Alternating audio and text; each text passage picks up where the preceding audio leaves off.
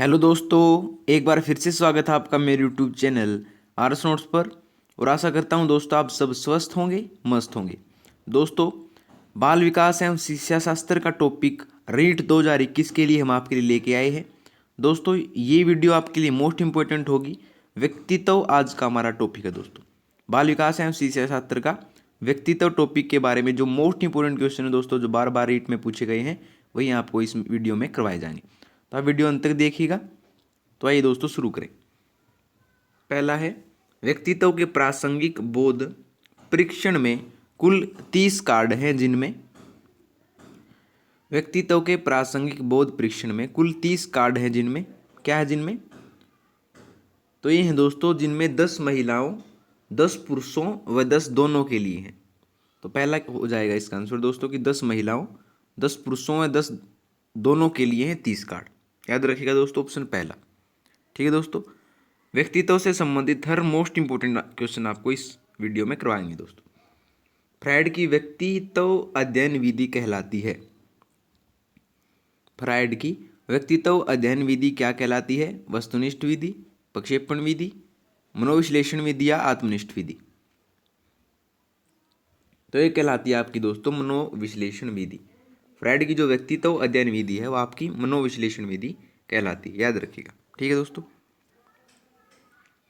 अगला देखिए, character and personality नामक पुस्तक किसके द्वारा लिखी गई है?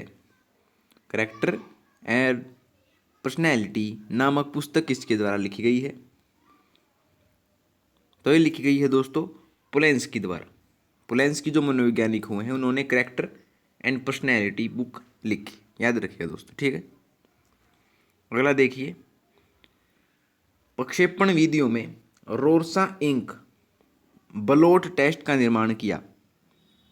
तो प्रक्षेपण विधियों में जो रोर्सा इंक ब्लोट टेस्ट है, उसका निर्माण किसने किया था? तो दोस्तों ये किया था आपका ऑप्शन नंबर दूसरा, हरमन रोसा ने। हरमन रोसा ने जो है प्रक्षेपण विधियों में रोर्सा इंक ब्लॉट टेस्ट का निर्माण किया था, याद रखिएगा दोस्तों, ऑप्शन नंबर दूसरा। अगला देखिए, वुडवर्थ ने व्यक्तित्व के शील गुणों की संख्या कितनी बताई है? वुडवर्थ ने व्यक्तित्व के शील गुणों की संख्या कितनी बताई है? 10, 11, 12 या 15? तो वुडवर्थ ने बताई हैं 12। वुडवर्थ ने व्यक्तित्व के शील गुणों की संख्या 12 बताई दोस्तों, याद रखिएगा। ठीक है, वही क्वेश्चन कराएंगे दोस्तों जो रीट से रिलेटेड होगा, उससे बाहर कुछ भी नहीं करवाएंगे। अगला, हिप्पोक्रेटस ने व्यक्तित्व का वर्गीकरण किस आधार पर किया है? हिप्पोक्रेटस ने व्यक्तित्व का वर्गीकरण जो है किस आधार पर किया है? तो ये क्या है दोस्तों, ऑप्शन नंबर तीसरा, संवेग स्वभाव के आधार पर। हिप्पोक्रेटस ने व्यक्तित्व का वर्गीकरण किस आधार पर किया है? संवेग स्वभाव के आधार पर। ऑप्शन नंबर तीसरा आंसर हो जाएगा दोस्तों इसका। ठीक है, अगला देखिए, शारीरिक बनावट के आधार पर व्यक्तित्व का वर्गीकरण करने वाले मनोवैज्ञानिक हैं। शारीरिक बनावट के आधार पर जिन्होंने व्यक्तित्व का वर्गीकरण किया था वो मनोवैज्ञानिक कौन है? तो ये हैं क्रेसमर एवं सेल्डन। कौन है? क्रेसमर एवं सेल्डन ने जो है शारीरिक बनावट के आधार पर व्यक्तित्व का वर्गीकरण किया था। ठीक है दोस्तों, अगला देखिए, ट्रमन ने किस आधार पर व्यक्तित्व का वर्गीकरण किया है? ट्रमन ने जो है किस आधार पर व्यक्तित्व का वर्गीकरण किया है? तो ये क्या है दोस्तों, बुद्धि लब्धि के आधार पर। जो हमारा आईक्यू होता है, इंटेलिजेंट क्वेश्चनिंग, बुद्धि लब्धि के आधार पर जो है ट्रमन ने व्यक्तित्व का वर्गीकरण किया है दोस्तों। ठीक है, अगला देखिए, व्यक्तित्व को उसकी सामाजिकता के आधार पर अंतर्मुखी, बहिर्मुखी एवं उभयमुखी वर्गों में विभाजित करने वाले मनोवैज्ञानिक कौन है?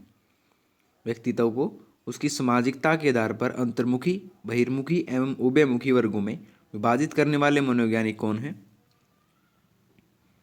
तो ये आपके जुंग।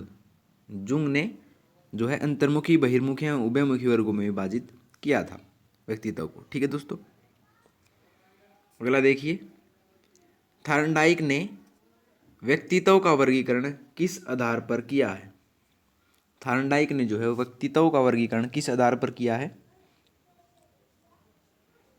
तो दोस्तों ये किया आपका कल्पना एवं विचार शक्ति के आधार पर।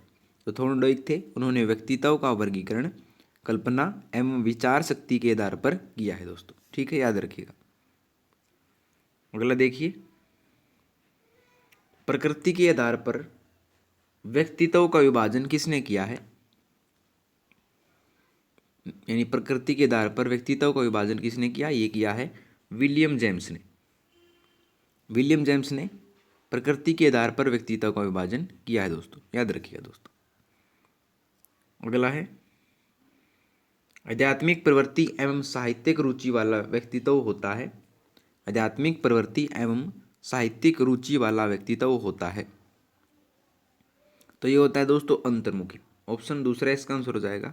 अंतर्मुखी होता है आध्यात्मिक प्रवृत्ति एवं साहित्य रुचि वाला व्यक्तित्व। ठीक है दोस्तों।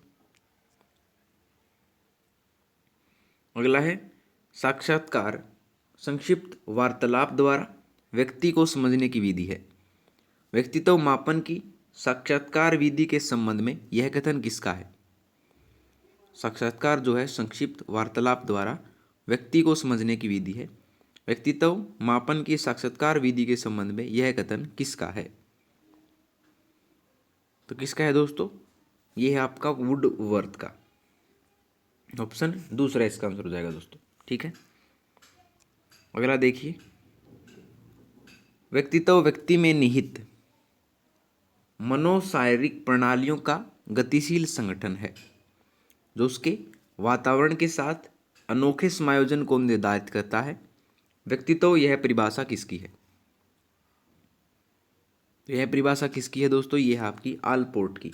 ऑप्शन पहला आंसर हो जाएगा दोस्तों इसका। ठीक है, जो व्यक्तित्व है उस व्यक्ति में निहित मनोशारीरिक प्रणालियों का गतिशील संगठन है जो उसके वातावरण के साथ अनोखे समायोजन को निर्धारित करता है। यह परिभाषा आलपोर्ट ने दी। ठीक है दोस्तों।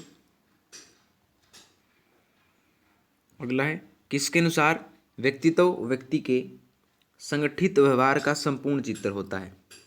किसके अनुसार जो है व्यक्तित्व व्यक्ति के संगठित व्यवहार का संपूर्ण चित्र होता है?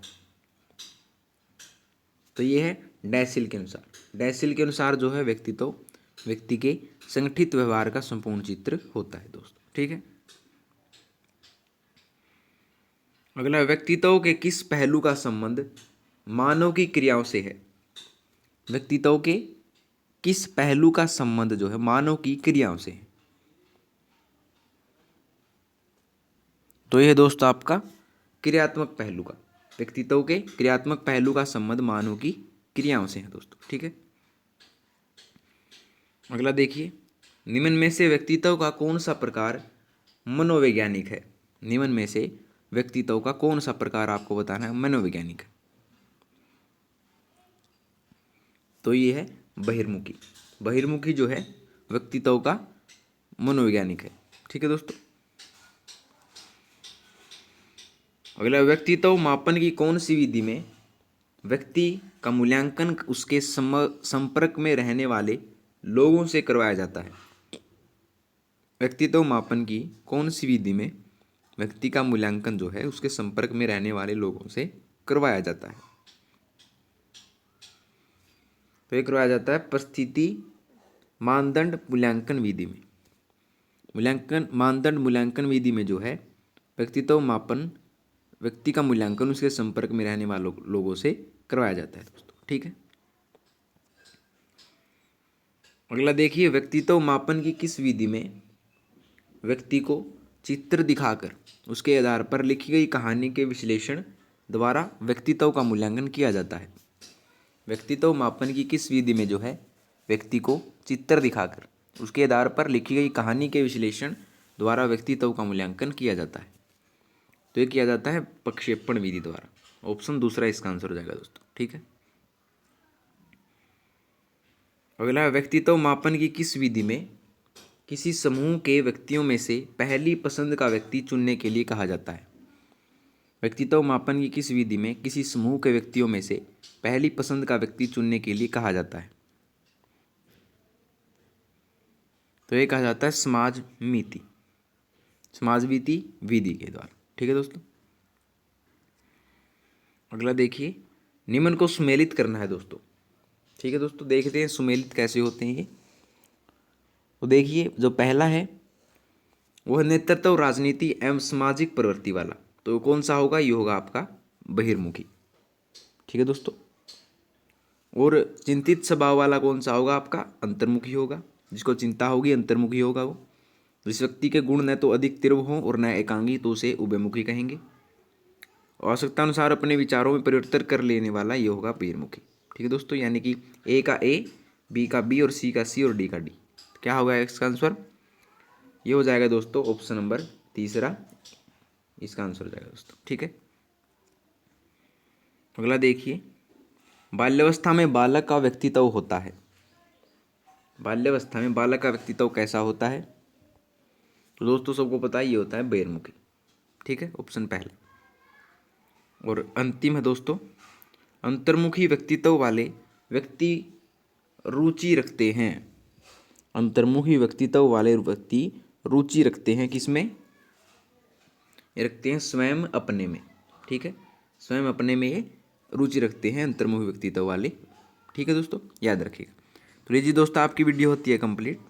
अगर आपको वीडियो पसंद आई हो तो वीडियो को लाइक शेयर कमेंट करके जरूर बताइएगा और आरएस नोट्स चैनल को सब्सक्राइब कर लीजिएगा। दोस्तों मिलते हैं आपसे अगली वीडियो में नए और रोचक प्रश्नों के साथ। तब तक के लिए धन्यवाद दोस्तों।